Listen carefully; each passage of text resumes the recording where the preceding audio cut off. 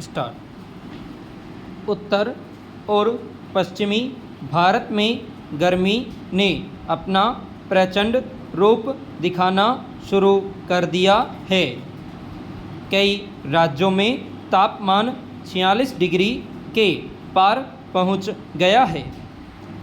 हाल में कुछ राज्यों में आंधी के साथ बारिश और ओलावृष्टि से तापमान में गिरावट आई थी, लेकिन अब आसमान से फिर आग बरसने लगी है। दिन में लू चल रही है और रात में भी लोग गर्मी से बेहाल है।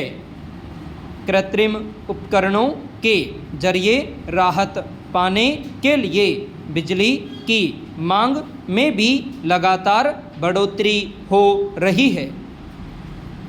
भारतीय मौसम विभाग ने जून तक के मौसम का जो पूर्वानुमान जारी किया है, उसके अनुसार पूर्वी मध्य, उत्तर पश्चिम भारत और दक्षिण पूर्वीय प्रायद्वीप में इस बार अधिक गर्मी पड़ेगी।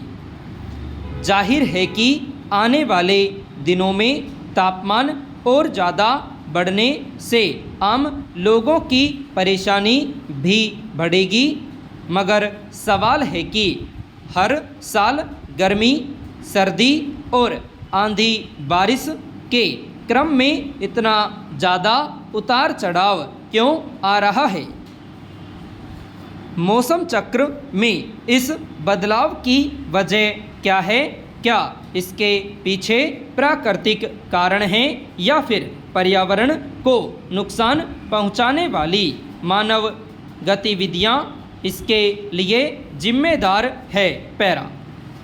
मौसम विभाग के मुताबिक राष्ट्रीय राजधानी दिल्ली में बीते मंगलवार को पारा 45 डिग्री सेल्सियस को पार कर गया, जो सामान्य से 4.7 डिग्री अधिक था।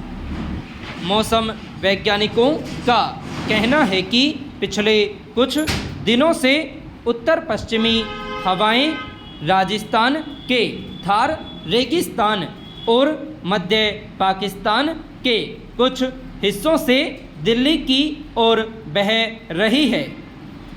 विशाल शुष्क क्षेत्रों से गुजरते हुए ये हवाएं दिल्ली पहुँचते पहुँचते बेहद शुष्क हो जाती है, जिससे गर्मी सतह के करीब बनी रहती है।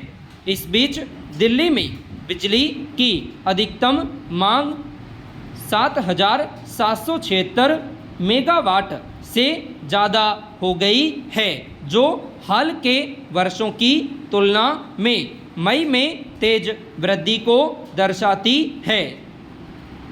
लोग गर्मी से राहत पाने के लिए पंखे, कूलर और एसी यानी एयर कंडीशनर का इस्तेमाल करते हैं, मगर इस बात पर गौर नहीं किया जाता कि एसी से निकलने वाली हानिकारक गैसों से जहां पर्यावरण को नुकसान पहुंचता है, वहीं इनकी वजह से स्थानीय तापमान में भी बढ़ोतरी होती है।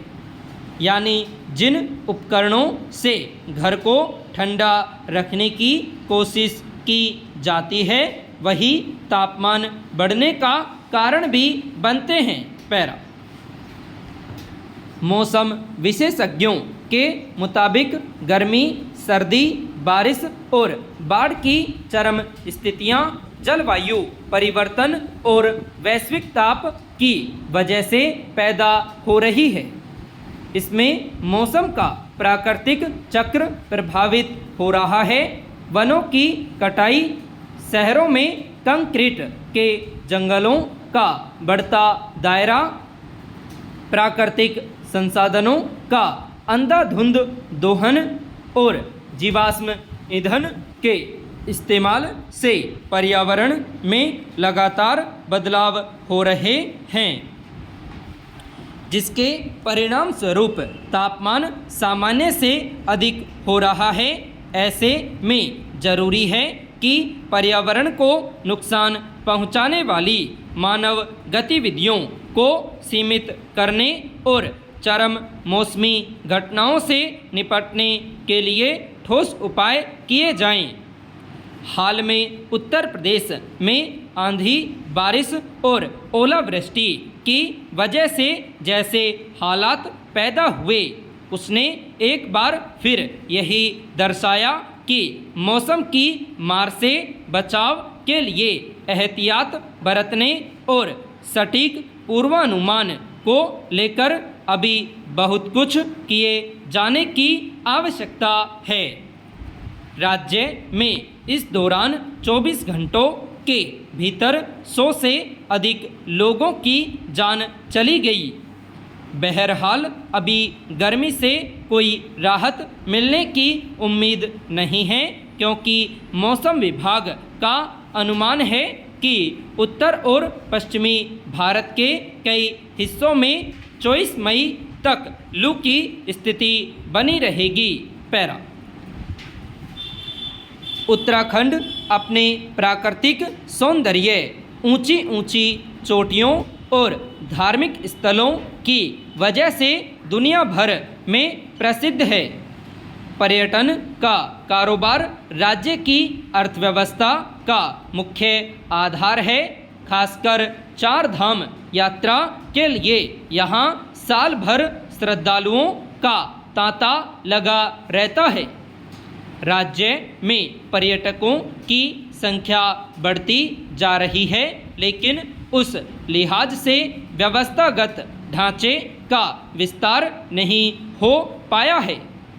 पहाड़ी प्रदेश होने की वजह से यहाँ के मौसम में अचानक बदलाव आने से भारी बारिश और भूस्खलन की घटनाएं आम बात हैं।